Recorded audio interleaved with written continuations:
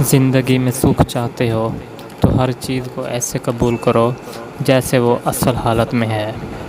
توجہ کی تاثیر فیض کا باعث بنتی ہے۔ دوسروں کا حق چھین لینے سے کبھی فلاح نہیں پا سکتے، کیونکہ رب کا قانون مفاقات عمل ہے۔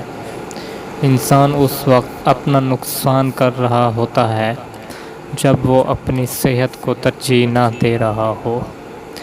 انسان کو موقع کی دستک اس وقت شور لگنے لگتی ہے جب وہ مایوس ہو۔ علم ایک ایسی چیز ہے جو آپ کو کسی بھی جگہ پر تنہا نہیں ہونے دیتی۔ اپنا مقصد طے کرنے کے بعد زیادہ سوچنے سے گریز کریں، اس سے آپ اپنے مقصد سے ہٹ سکتے ہیں۔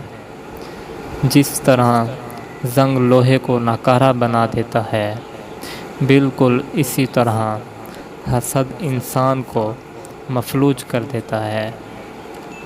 بھوکے رہنا بیمار رہنے سے بہتر ہے۔ خود درد میں رہنا دوسروں کو تکلیف دینے سے بہتر ہے۔ 100 سال تک تنومند اور جوان رہنا چاہتے ہو تو رات کو اسبگول کا چھلکا پانی میں گھول کر پی لیا کرو۔